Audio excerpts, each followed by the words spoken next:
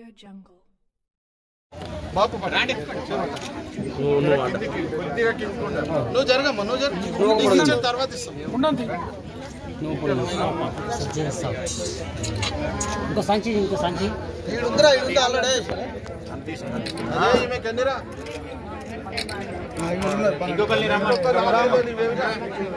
నువ్వు లేకపోతే పేపర్లో పడేది పొట్టి అది పెద్దగోడు అరే ఇస్తాడు పెద్దగోడ డీల్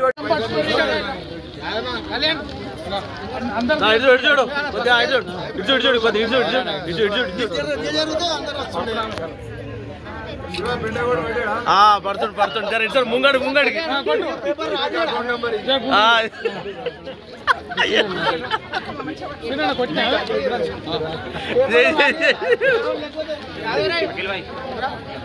ఒక్క ఫోటో ఇటు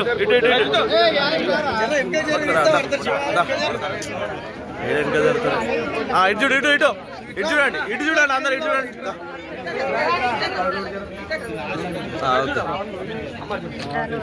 ఓకే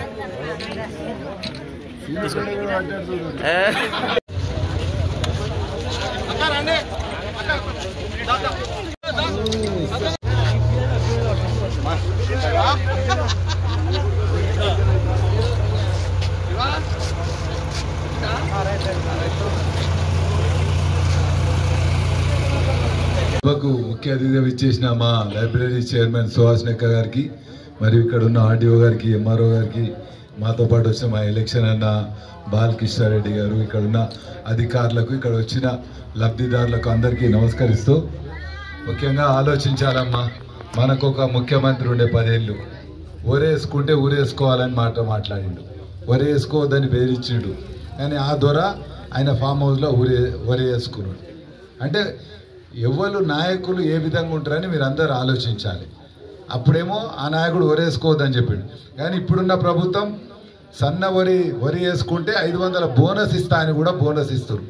అంటే బీద ప్రజలు ఏ విధంగా బాగుపడాలి ప్రజల గురించి ఆలోచించే ప్రభుత్వం ఇప్పుడున్న మన కాంగ్రెస్ ప్రభుత్వం అందుకోసమే ఎప్పటి నుంచో అంటారు ఎందుకంటే ఆ బియ్యాన్ని మీరు 10 రూపాయలకే అమ్ముకుంటుండ్రి ఇక్కడ ఉట్టిగా తీసుకొని పోయి 10 రూపాయలకు అమ్ముకుంటే ఇంకో ఆయన 20 రూపాయలకు అమ్ముకుంటుండే ఇంకో ఆయన 30 రూపాయలకు మళ్ళీ రైస్ మిల్క్ వస్తుండే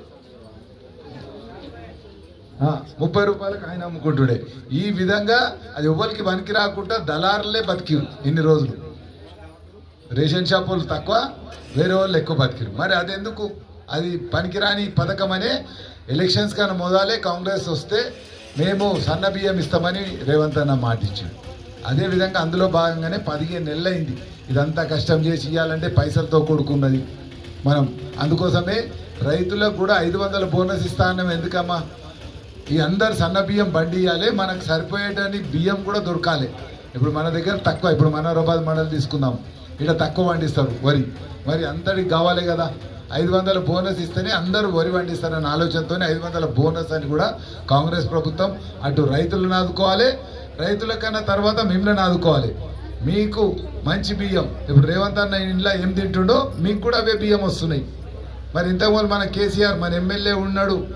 మరి మన దగ్గర మంచిగా చూసుకున్నా అది కూడా లేడు ఇప్పుడు ఏ ఆపద సంపత్తి కూడా దొరరాడు మరి అసొంటి ఆయన అవసరమా మీరు ఆలోచించాలి ఏ ప్రభుత్వం అయితే మనకు మంచి చేస్తుంది ఏ ప్రభుత్వం మనల్ని ఆదుకుంటుంది ఇప్పుడు వచ్చినాక మీకు అందరికి తెలుసు గ్యాస్ సిలిండర్ ఎంత ధరకు వస్తుందో 200 దాకా కరెంటు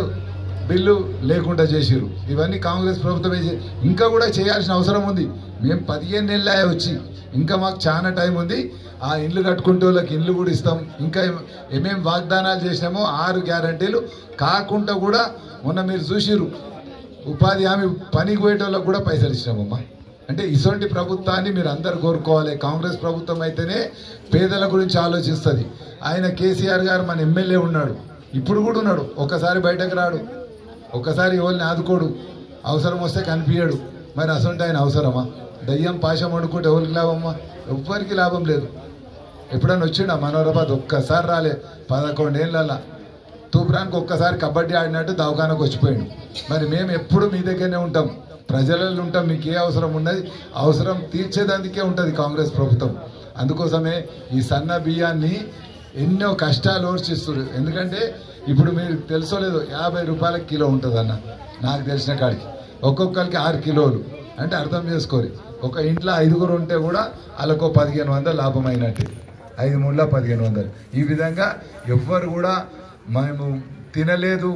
ఎవరు పస్తులు వండుకోవద్దు అనే ఆలోచనతోని ఈ సన్న బియ్యం మీరు అమ్ముకోకుండా, ఇంకా కూడా కొందరు రేషన్ కార్డు రానోళ్ళు కూడా ఉంటే వాళ్ళకు కూడా రేషన్ కార్డు నెలనో 2 నెలల్లో లిస్టు కూడా తయారైంది, సార్ దగ్గర ఉన్నది, అది కూడా తొందరనే ఇస్తాం. అందుకని మేము మీ అందరినీ కోరేది ఏంటంటే ఇటువంటి కాంగ్రెస్ ప్రభుత్వాన్ని, రేవంత్ అన్న ప్రభుత్వాన్ని మీరు అందరూ ఆదరించి అభిమానించి రేపు రాబోయే ఎలక్షన్స్లో మీ దగ్గర సర్పంచ్ కానీ, ఎంపీటీసీ కానీ, జడ్పీటీసీ కానీ ఏది ఉన్నా కాంగ్రెస్ అభ్యర్థులను గెలిపిస్తే వాళ్ళు పోయి రేవంత్ అన్నకి చెప్తారు, ఆయనకి ఇంకా బలం వస్తుంది. అరే కాంగ్రెస్కి నోట్లు పడ్డాయి, ఇంకా చేయాలి నా ప్రజలకని ఇంకా ఎక్కువ కార్యక్రమాలు తీసుకుంటారు. అందుకోసం మీకు ఏ చిన్న అవసరం ఉన్నా మేము ఇక్కడ మీకు సేవ చేసేందుకుంటాం. ఆ దేవుడే ఈ భాగ్యం ఇచ్చిండు, మీ అందరి దగ్గరికి